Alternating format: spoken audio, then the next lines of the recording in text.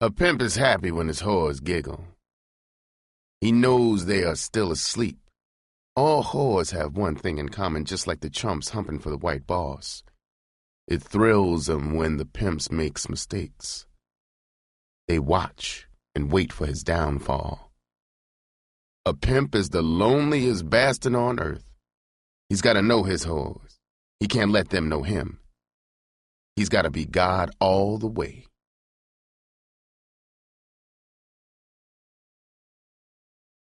Pimp. The story of my life. Iceberg Slim. Read by Carrie Height. Forward. Dawn was breaking as the big hog scooted through the streets. My 5 whores were chattering like drunk magpies. I smelled the stink that only a street whore has after a long, busy night. The inside of my nose was raw. It happens when you're a pig for snorting cocaine. My nose was on fire, and the stink of those whores and the gangster they were smoking seemed like invisible knives scraping to the root of my brain. I was in an evil, dangerous mood, despite that pile of scratch crammed into the glove compartment. God damn it, has one of you bitches shit on herself or something? I bellowed as I flipped the long window toward me. For a long moment, there was silence. Then Rachel, my bottom whore, cracked in a pleasing ass-kissing voice. Daddy, baby, that ain't no shit you smell. We been turning all night and ain't no bathrooms in those Trix's cars we been flipping out of. Daddy, we sure been humping for you, and what you smell is our nasty whore asses. I grinned widely, inside, of course. The best pimps keep a steel lid on their emotions, and I was one of the iciest. The whores went into fits and giggles at Rachel's shaky witticism. A pimp is happy when his whores giggle. He knows they are still asleep. I coasted the hog into the curb outside the hotel where Kim, my newest, prettiest girl, was cribbing. Jesus! I would be glad to drop the last whore off so I can get to my own hotel to nurse my nose with cocaine and be alone. Any good pimp is his own best company. His inner life is so rich with cunning and scheming to outthink his whores. As Kim got out, I said, "Good night, baby. Today is Saturday, so I want everybody in the street at noon instead of 7 tonight. I said noon. Not 5 minutes after or 2 minutes after. But at 12 noon sharp, I want you down. Got it, baby?" She didn't answer. But she did a strange thing. She walked into the street around the hog to the window on my side. She stood looking at me for a long moment, her beautiful face tense in the dim dawn. Then in her crisp, New England accent, she said, "Are you coming back to my pad this morning? You haven't spent a night with me in a month, so come back, okay?" A good pimp doesn't get paid for screwing. He gets his payoff for always having the right thing to say to a whore right on lightning tap. I knew my 4 whores were flapping their ears to get my reaction to this beautiful bitch. A pimp with an overly fine bitch in his stable has to keep his game tight. Whores constantly probe for weakness in a pimp. I fitted a scary mask on my face and said in a low, deadly voice, "Bitch, are you insane? No bitch in this family calls any shots or muscles me to do anything. Now take your stinking yellow ass upstairs to a bath and some shut-eye, and get in the street at noon like I told you." The bitch just stood there, her eyes slitted in anger. I could sense she was game to play the string out right there in the street before my whores. If I had been 10 years dumber, I would have leaned out of that hog and broken her jaw and put my foot in her ass, but the joint was too fresh in my mind. I knew the bitch was trying to booby-trap me when she spat out her invitation. "Come on, kick my ass. What the hell do I need with a man I only see when he comes to get his money? I am sick of it all. I don't dig stables and never will. I know I'm the new bitch who has to prove herself. Well, goddammit, I am sick of this shit. I'm cutting out. She stopped for air and lit a cigarette. I was going to blast her ass off when she finished, so I just sat there staring at her. Then she went on. I have turned more tricks in the 3 months I have been with you than in the whole 2 years with Paul. My pussy stays sore and swollen. Do I get my ass kicked before I split? If so, kick it now because I'm going back to Providence on the next thing smoking. She was young, fast, with trick appeal galore. She was a pimp's dream and she knew it. She had tested me with her beef, and now she was lying back for a sucker response. I disappointed her with my cold overlay. I could see her wilt as I said in an icy voice, "Listen, square-ass bitch. I have never had a whore I couldn't do without. I celebrate, bitch, when a whore leaves me. It gives some worthy bitch a chance to take her place and be a star. You scurvy bitch. If I shit in your face, you gotta love it and open your mouth wide."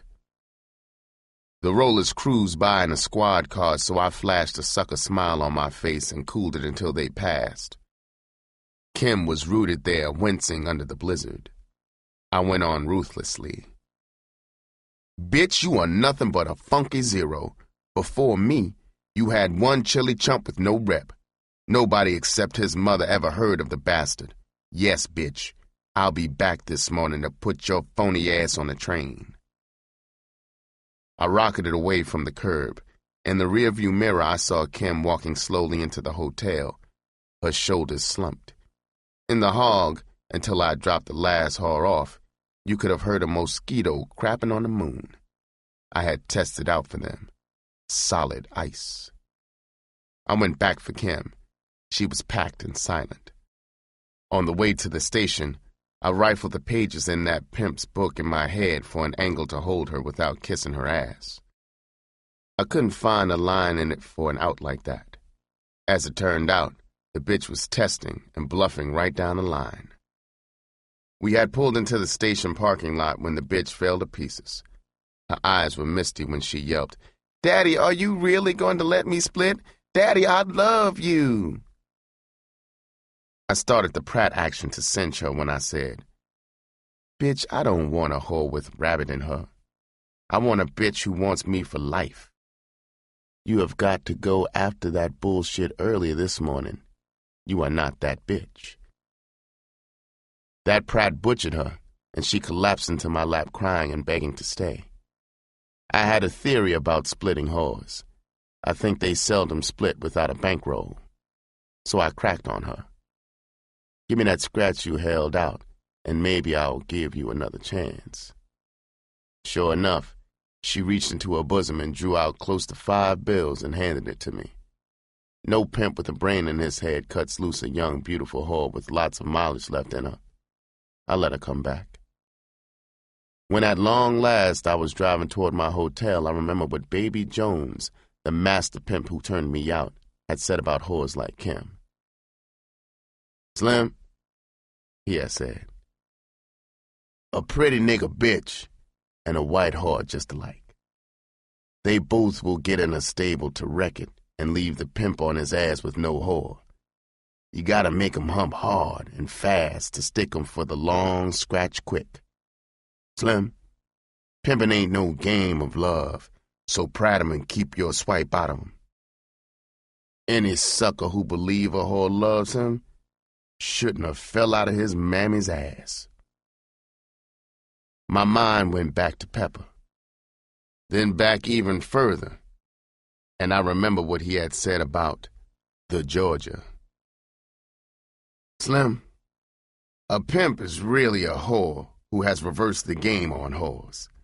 So, Slim, be as sweet as the scratch, no sweeter, and always stick a whore for a bundle before you sex her. A whore ain't nothing but a trick to a pimp. Don't let 'em Georgia you. Always get your money in front just like a whore." On the elevator riding to my pad, I thought about the first bitch who had Georgia'd me and how she had flim-flammed me out of my head.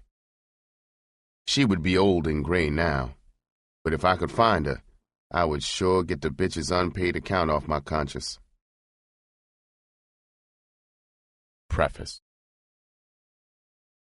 In this book, I will take you, the reader, with me into the secret inner world of the pimp. I will lay bare my life and thoughts as a pimp. The account of my brutality and cunning as a pimp will fill many of you with revulsion. However, if one intelligent, valuable young man or woman can be saved from the destructive slime, then the displeasure I have given will have been outweighed by that individual's use of his potential in a socially constructive manner. I regret that it is impossible to recount to you all of my experiences as a pimp. Unfortunately, it would require the combined pages of a half-dozen books. Perhaps my remorse for my ghastly life will diminish to the degree that within this one book I have been allowed to purge myself. Perhaps one day I can win respect as a constructive human being. Most of all, I wish to become a decent example for my children and for that wonderful woman in the grave, my mother. Chapter 1. Torn from the Nest. Her name was Maud, and she Georged me around 1921. I was only 3 years old. Mama told me about it. And always when she did, her rage and indignation would be as strong and as emotional, perhaps as at the time when she had surprised her panting and moaning at the point of orgasm with my tiny head wedged between her ebony thighs, her massive hands vice-like around my head. Mama worked long hours in a hand laundry, and Maud had been hired as a babysitter at 50 cents a day. Maud was a young widow. Strangely, she had a reputation in Indianapolis, Indiana, as a devout holy roller. I have tried through the years to remember her face, but all I can remember is the funky ritual. I vaguely remember not her words, but her excitement when we were alone. I remember more vividly the moist, odorous darkness and the bristle-like hairs tickling my face, and most vividly, I can remember my panic, when in the wild moment of her climax, she would savagely jerk my head even tighter into the hairy maw. I couldn't get a breath of air until, like a huge black balloon, she would exhale with a whistling whoosh and relax limply, freeing my head.